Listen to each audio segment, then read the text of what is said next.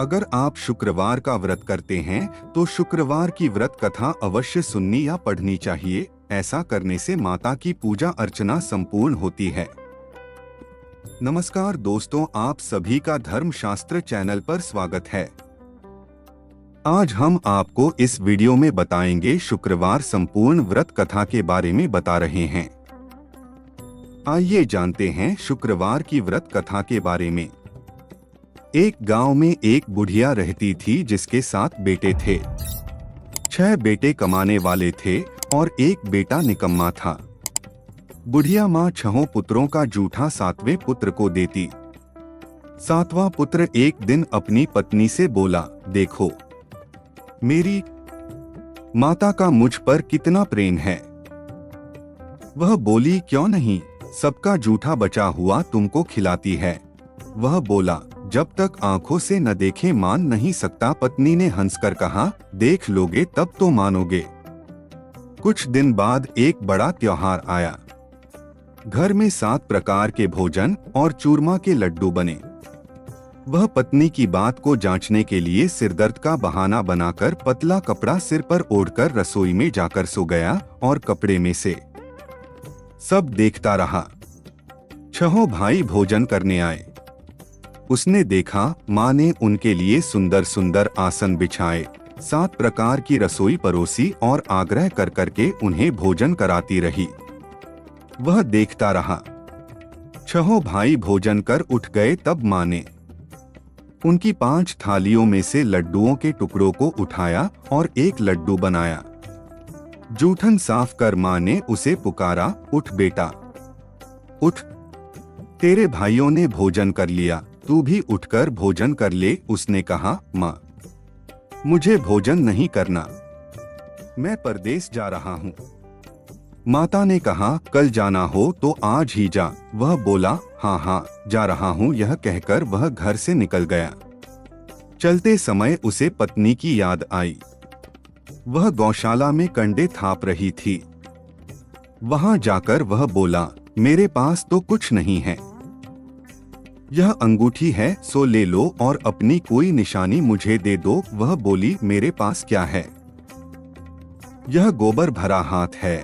यह कहकर पत्नी ने उसकी पीठ पर गोबर के हाथ की थाप मार दी। वह चल दिया। चलते चलते दूर देश में पहुंचा। वहां एक साहूकार की दुकान थी। वहां जाकर बोला, सेठ जी मुझे नौकरी पर रख लो। साहूकार को नौकर की सख्त जरूरत थी। साहूकार ने कहा, काम देखकर तनख्वाह मिलेगी। उसने कहा, सेठ जी जैसा आप ठीक समझें। उसे साहूकार के यहाँ नौकरी मिल गई। वह वहां दिन रात काम करने लगा। कुछ दिन में दुकान का लेन देन, हिसाब किताब, ग्राहकों को माल बेचना, सारा काम करने लगा। साहूकार के 7-8 नौकर थे। वे सब चक्कर खाने लगे, लेकिन उसने अपनी लगन, परिश्रम और ईमानदारी से सभी को पीछे छोड़ दिया। उसे अपने किए का फल मिला। सेठ ने भी उसका काम देखा और 3 महीने में ही उसे मुनाफे में साझीदार बना लिया। परिश्रम करते करते 12 वर्ष में ही वह नगर का नामी सेठ बन गया और सेठ अपना सारा कारोबार उस पर छोड़कर बाहर चला गया। इधर उसकी पत्नी पर क्या बीती वह सुने। सास ससुर उसे दुख देने लगे। गृहस्थी का काम करवाकर उसे लकड़ी लेने जंगल में भेजते। इस बीच घर की रोटियों के आटे से जो भूसी निकलती, उसकी रोटी बनाकर रख दी जाती और फूटे नारियल की नरेली में पानी दिया जाता। इस तरह दिन बीतते रहे।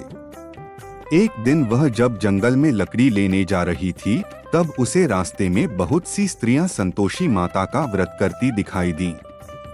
यह वहां खड़ी होकर पूछने लगी, बहनों यह तुम किस देवता का व्रत करती हो और इसके करने से क्या फल होता है? इस व्रत के करने की क्या विधि है?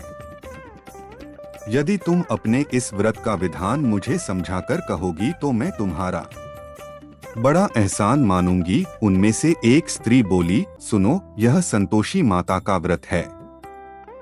इसके करने से निर्धनता, दरिद्रता का नाश होता है। लक्ष्मी आती हैं। मन की चिंताएं दूर होती हैं। मन को प्रसन्नता और शांति मिलती है।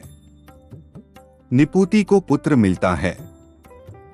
प्रीतम बाहर गया हो तो वह शीघ्र लौट आता है। कुंवारी कन्या को मनपसंद वर मिलता है। चलता मुकदमा खत्म हो जाता है। कलह क्लेश की निवृत्ति हो, मुख शांति होती है। घर में धन जमा हो, धन जायदाद का लाभ होता है तथा और भी मन में जो कुछ कामना हो सब संतोषी माता की कृपा से पूरी हो जाती हैं। इसमें संदेह नहीं। वह पूछने लगी, यह व्रत कैसे किया जाता है? यह भी बताओ तो बड़ी कृपा होगी। वह स्त्री कहने लगी, बिना परेशानी, श्रद्धा और प्रेम से जितना भी बन सके प्रसाद लेना।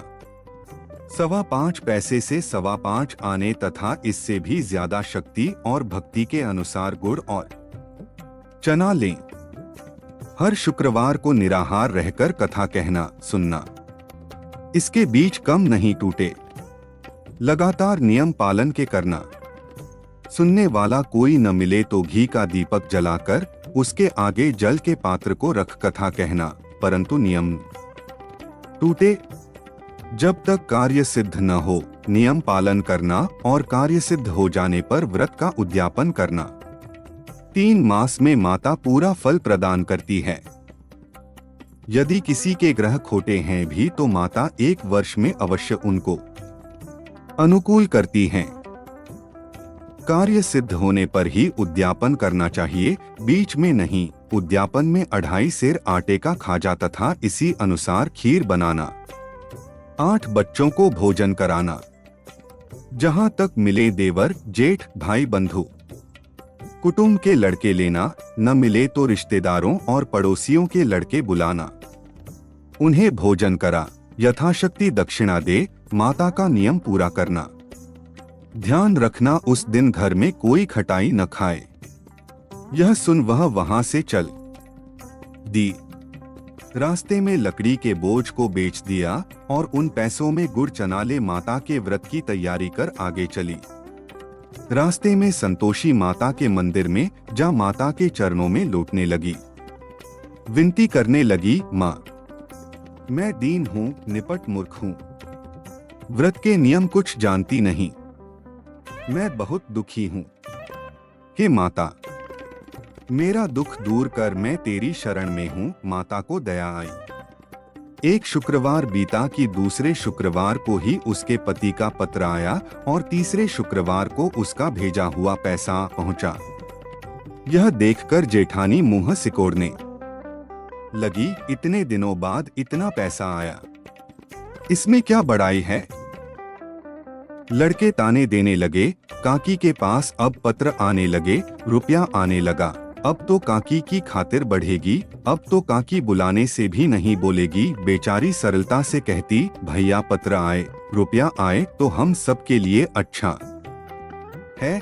ऐसा कहकर आंखों में आंसू भरकर संतोषी माता के मंदिर में जा मातेश्वरी के चरणों में गिरकर रोने लगी। माँ मैंने तुमसे पैसा नहीं मांगा, मुझे पैसे से क्या काम, मुझे तो अपने सुहाग से काम है। मैं तो अपने स्वामी के दर्शन और सेवा मांगती। तब माता ने प्रसन्न होकर कहा, जा बेटी तेरा स्वामी जल्दी ही आएगा। यह सुन खुशी से बावली हो वह घर आकर काम करने लगी। संतोषी माँ विचार करने लगी, इस भोली पुत्री से मैंने कह तो दिया कि तेरा पति शीघ्र आएगा, पर आएगा कहाँ से? वह तो इसे स्वप्न में भी याद नहीं करता। उसे इसकी याद दिलाने तो मुझे ही जाना पड़ेगा। संतोषी माता ने उस बुढ़िया के बेटे को स्वप्न में समझाया, पुत्र तेरी घरवाली कष्ट उठा रही है। यह बोला, हाँ माता यह तो मुझे भी मालूम है, परंतु क्या करूं, वहां कैसे जाऊं? परदेश की बात है, लेन देन का सारा हिसाब किताब है, कोई जाने का रास्ता नजर नहीं आता। आप ही कोई राह दिखाएं कि वहां कैसे जाऊं। माँ कहने लगी, सवेरे नहा धोकर संतोषी माता का नाम ले, घी का दीपक जला दंडवत कर और दुकान पर जा बैठना। देखते देखते तेरा लेन देन चुक जाएगा, जमा माल बिक जाएगा, सांझ होते होते धन का ढेर लग जाएगा। वह अगले दिन सुबह बहुत जल्दी उठा। उसने अपने मित्र बंधुओं परिचितों से स्वप्न में माता द्वारा कही गई बात कह सुनाई। वे सब उसकी बात सुनकर उसकी खिल्ली उड़ाने लगे। वे कहने लगे कि कहीं कभी सपने की बात भी सच्ची होती है। एक बूढ़ा व्यक्ति बहुत समझदार था। वह बोला, देखो भाई, मेरी बात मानो, इस तरह सांच या झूठ कहने के बदले देवता ने जैसा कहा है वैसा ही करना। तेरा क्या जाता है? बूढ़े की बात मानकर नहा धोकर उसने संतोषी माता को प्रणाम किया। फिर घी का दीपक जलाकर दुकान पर जा बैठा। शाम तक धन का ढेर लग गया। वह हैरान हुआ। मन में संतोषी माता का नाम ले प्रसन्न हो घर जाने के वास्ते गहना, कपड़ा व सामान खरीदने लगा।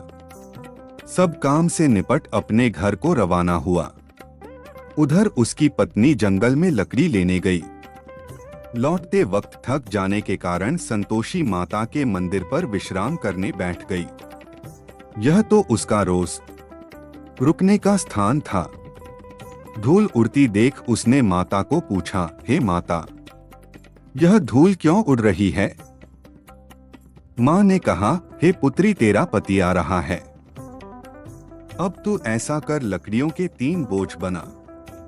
एक नदी के किनारे रख, दूसरा मेरे मंदिर पर और तीसरा अपने सिर पर रख। तेरे पति को लकड़ी का गड्ढा देखकर मोह पैदा होगा।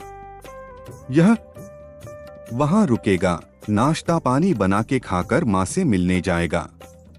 तू लकड़ी का बोझ उठाकर जाना और बीच चौक में गड्ढा डालकर 3 आवाजें जोर से लगाना, लो सासू जी, लकड़ियों का गट्ठा लो, भूखी को रोटी दो, नारियल के टुकड़े में पानी दो। आज कौन मेहमान आया है? संतोषी माँ की बात सुनकर वह बहुत अच्छा माँ कहकर प्रसन्न मन से लकड़ियों के 3 बोझ बना लाई। एक नदी के तट पर, दूसरा माता के मंदिर पर रखा। इतने में ही मुसाफिर वहां आ पहुंचा। सूखी लकड़ी देख उसको इच्छा हुई कि अब यहीं विश्राम कर ले और भोजन बनाकर खा पी कर गाँव चले। इस प्रकार भोजन कर विश्राम कर वह अपने गांव में आ गया। उसी समय बहू सिर पर लकड़ी का गड्ढा लिए आई। उसने गड्ढे को आंगन में डाला और जोर से 3 आवाजें दी, लो सासू जी, लकड़ी का गड्ढा लो, भूखी को रोटी दो, नारियल के टुकड़े में पानी दो। आज कौन मेहमान आया है? यह सुनकर सास ने अपने दिए हुए कष्टों को भुलाने के लिए कहा, बहू तू ऐसा क्यों कहती है? तेरा स्वामी ही तो आया है। बैठ, मीठा भात खाकर कपड़े गहने पहन। पत्नी की आवाज सुनकर उसका स्वामी बाहर आया और उसके हाथ में पहनी अंगूठी देख व्याकुल हो गया। उसने माँ से पूछा, माँ यह कौन है? माँ बोली, बेट तेरी पत्नी है। आज 12 वर्ष हो गए हैं जब से तू गया है, तब से सारे गांव में जानवर की तरह भटकती फिरती है। कामकाज कुछ करती नहीं, 4 समय आकर खा जाती है। अब मुझे देखकर भूखी को रोटी और नारियल के टुकड़े में पानी मांगती है। वह बोला, माँ मैंने इसे भी देखा है और तुम्हें भी। मुझे दूसरे घर की चाबी दो, मैं उसमें रहूंगा। ठीक है बेटा, जैसी तेरी इच्छा, कहकर माँ ने चाबी का गुच्छा बेटे के सामने रख दिया। उसने दूसरे घर को खोलकर सारा सामान जमाया। एक ही दिन में वहां राजा के महल जैसा ठाट बाट बन गया। अब क्या था, वह सुख भोगने लगी। अगला शुक्रवार उसने पति से कहा, मुझे संतोषी माता का उद्यापन करना है। पति बोला, बहुत अच्छा, खुशी से कर लो। वह उद्यापन की तैयारी करने लगी। जेठ के लड़कों को भोजन के लिए कहने गई, उन्होंने मंजूर किया। परंतु पीछे से जेठानी ने अपने बच्चों को सिखलाया, देखो रे, भोजन के समय सब लोग खटाई मांगना, जिससे उसका उद्यापन पूरा न हो। लड़के भोजन करने आए। खीर पेट भरकर खाई, परंतु बात याद आते ही कहने लगे, हमें कुछ खटाई खाने को दो, खीर खाना हमें भाता नहीं, देखकर अरुचि होती है। लड़के उठ खड़े हुए, बोले पैसे लाओ। भोली बहू कुछ जानती न थी, उसने उन्हें पैसे दे दिए। लड़कों ने बाजार जाकर उन पैसों से इमली खरीदी और खाई। यह देखकर बहू पर माता जी ने क्रोध किया। राजा के दूत उसके पति को पकड़कर ले गए। अब सब मालूम हो जाएगा। जब जेल की रोटी खाएगा। बहू से यह वचन सहन नहीं हुए। वह संतोषी माता के मंदिर में गई और कहने लगी, माता तुमने यह क्या किया, हंसाकर क्यों रुलाने लगी? माता बोली, पुत्री तूने मेरा व्रत भंग किया है, इतनी जल्दी सब बातें भुला दी। वह बोली, माता भूली तो नहीं हूँ, न कुछ अपराध किया है, मुझे तो लड़कों ने भूला दिया, मुझे क्षमा करो माँ। माँ बोली, ऐसी भूल भी कहीं होती है। यह बोली, अब कोई भूल नहीं होगी। अब बताओ मेरे पति कैसे आएंगे?